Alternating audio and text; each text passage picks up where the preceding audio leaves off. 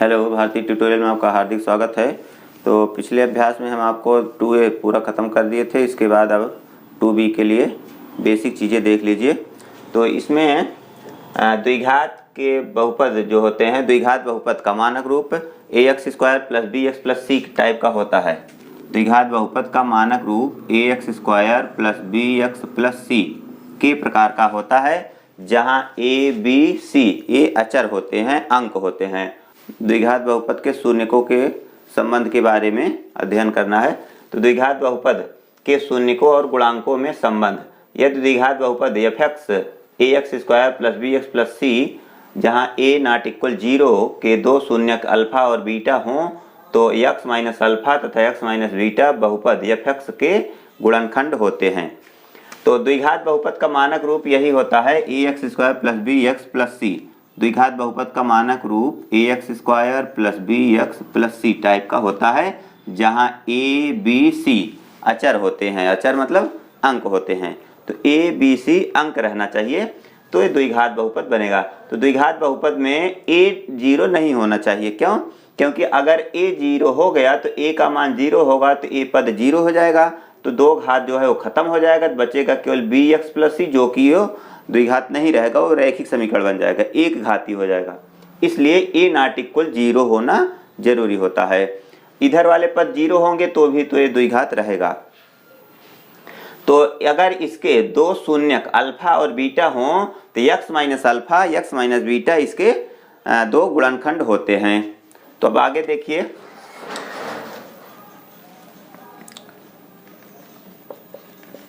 यदि ax² + bx + c बराबर, अगर इसके गुणनखंड हैं x - अल्फा x - बीटा इसके गुणनखंड हैं, तो इसका गुणा कर देने पर इतना पुनः प्राप्त हो जाना चाहिए। तो यहाँ पर k × x - alpha × x - beta. k क्या है? k एक अचर पद है, जिससे इसको संतुलित करने के लिए यहाँ लगाना पड़ेगा, क्योंकि x - अल्फा x - बीटा का गुणा करेंगे तो कोई यहाँ अचर पद होना चाहिए। तो k को अचर माना जाएगा, जहाँ k अचर है। तब इसको अगर हम गुणा करेंगे तो k × x का गुणा x में x², फिर x का गुणा b में बीटा में, तो बीटा x माइनस अल्फा का गुणा x में -alpha x minus plus alpha beta, ये हो गया। अब k का अंदर गुणा करेंगे तो k x² माइनस यहाँ k × बीटा x भी कॉमन ले सकते हैं, तो x कॉमन लेंगे तो यहाँ हो जाएगा alpha plus beta, plus k का यहाँ गुणा होगा तो k × अल्फा बीटा। तो देख रहे हैं ये इस टाइप से बनेगा। तो अगर इसका द्विघात पद इसके बराबर bx मतलब x का गुणांक इसके बराबर, c इसके बराबर होगा, तो इसके समान पदों की तुलना करेंगे तो दोनों पक्षों के समान पदों की तुलना करने पर, तुलना करेंगे तो x² से कैंसिल होगा, तो k बराबर a होगा, करने पर k बराबर a, और यहाँ पर तो b बराबर हो जाएगा -k × अल्फा प्लस बीटा, और c बराबर k × अल्फा बीटा। इसलिए अल्फा प्लस बीटा बराबर, यहाँ अल्फा प्लस बीटा का मान अगर लेंगे तो k का मान यहाँ रखने पर तो -b/a, और अल्फा बीटा बराबर ये हो जाएगा c/a। तो अल्फा प्लस बीटा मतलब शून्यकों का योग, शून्यकों का योग।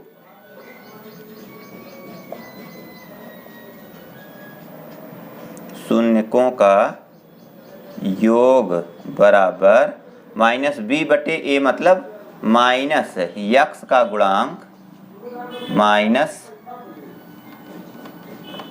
x का गुणांक बटे x² का गुणांक,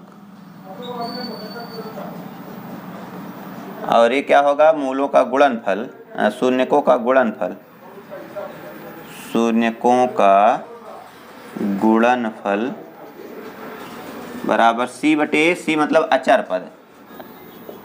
पद बटे यक्स स्क्वायर का गुणांक। इसको अच्छे से समझने के लिए एक उदाहरण देखिए तो स्पष्ट हो जाएगा। एफ एक्स बराबर x square plus 5x plus 6 के शून्यकों का योगफल तथा गुणनफल ज्ञात कीजिए।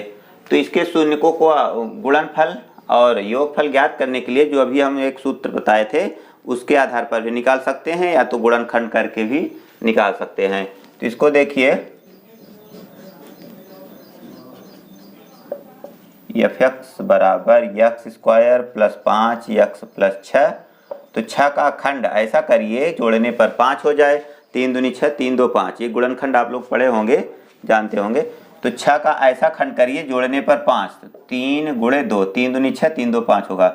तो एक्स स्क्वायर प्लस इसको लिखेंगे 3x प्लस 2x प्लस 6।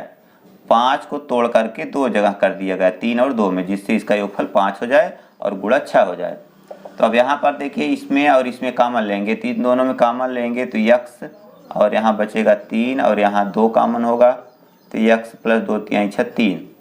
तो x प्लस 3 और x प्लस 2, इसके देखिए 2 गुणनखंड आ गए। तो जो गुणनखंड होते हैं वही शून्यक होते हैं। तो यहाँ लिख दीजिए इसलिए बहुपद के शून्यक x प्लस 3 तथा x प्लस 2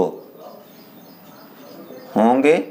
तो जब शून्यक हैं तो इनको हम शून्य के बराबर कर सकते हैं, इसलिए x प्लस 3 बराबर 0, x प्लस 2 बराबर 0, तो x बराबर -3 या x बराबर -2।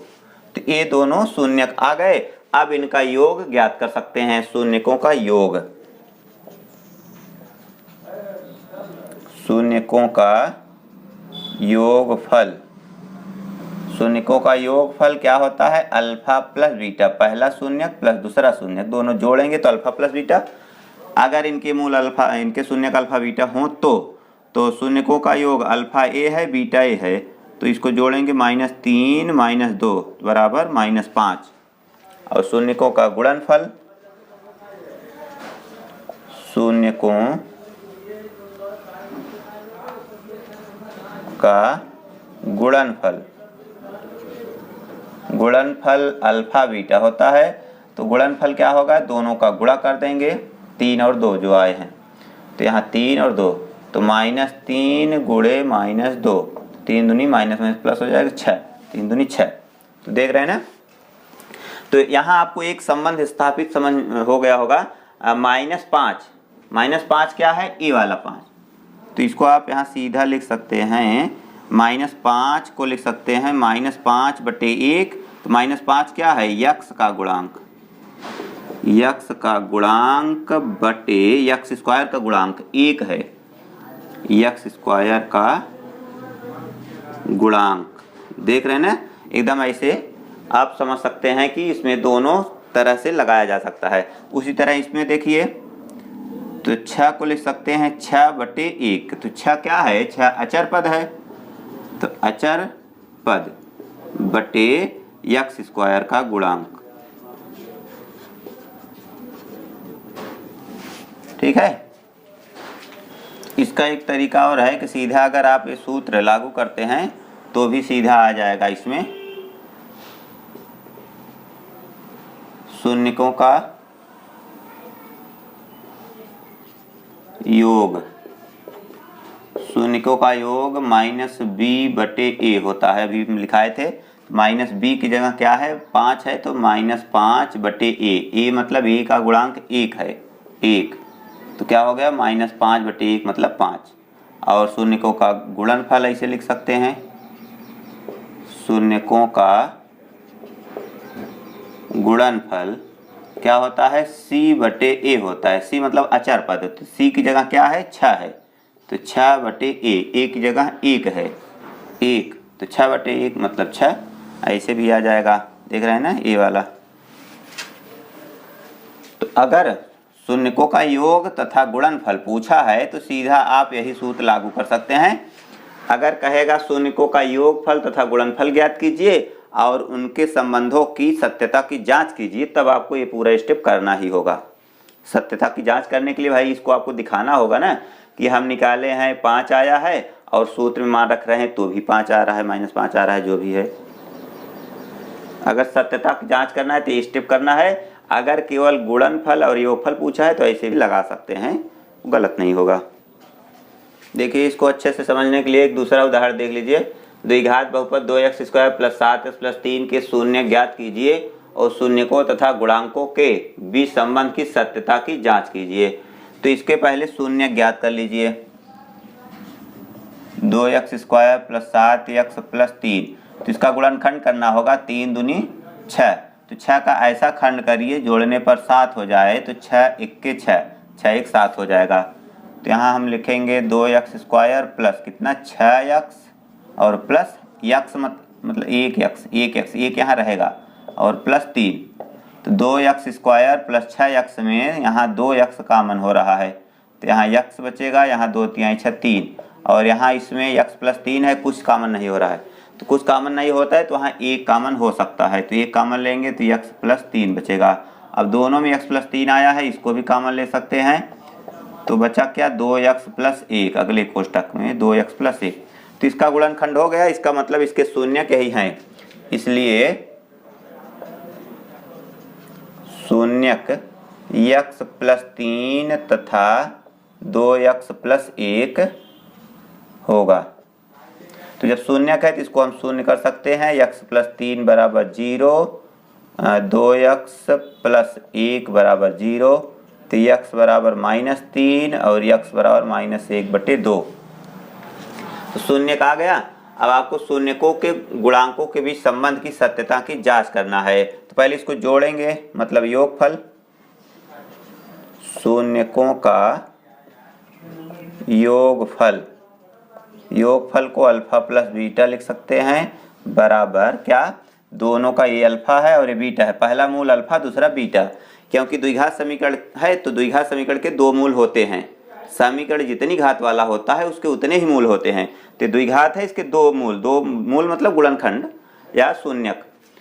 तो यहाँ पर अल्फा प्लस बीटा बराबर, अल्फा का मान -3 है, बीटा का मान -1/2 है। तो इसको जोड़ा जाएगा, 2 × 6 = 7, -7/2। शून्यकों का गुणनफल भी ऐसे लिख लेंगे, शून्यकों का गुणनफल, गुणनफल अल्फा बीटा होता है। तो अल्फा बीटा मतलब दोनों को गुणा करेंगे तो -3 × -1/2, तो -−+3/2 हो जाएगा। तो अब देखिए इसकी सत्यता की जांच, सत्यता की जांच क्या होगा, -7/2, 7/2, तो यहाँ 7/2 है, देख रहे हैं ना। तो -x का गुणांक बटे 2 मतलब x² का गुणांक, x² का गुणांक जो कि सत्य है। और यहाँ देखिए 3/2, 3 क्या है, अचर पद बटे x² का गुणांक, ये भी सत्य है। अचर पद बटे x² का गुणांक।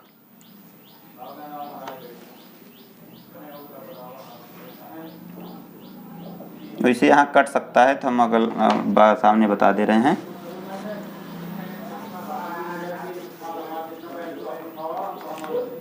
मैं 3/2 बराबर 3 क्या है, अचर पद बटे x² का गुणांक। इस तरह से आप लोग प्रश्नावली 2B के जितनी सवालें हैं सब लगा सकते हैं। कोशिश करेंगे तो ज़रूर आएगा। तो आप लोग पहले उसको कोशिश करिए, नहीं आएगा तो हम फिर अगले वीडियो में उसको हल करवाएंगे। तो आज के लिए बस इतना ही, फिर मिलेंगे एक नए वीडियो में। तब तक के लिए good bye, thanks for watching.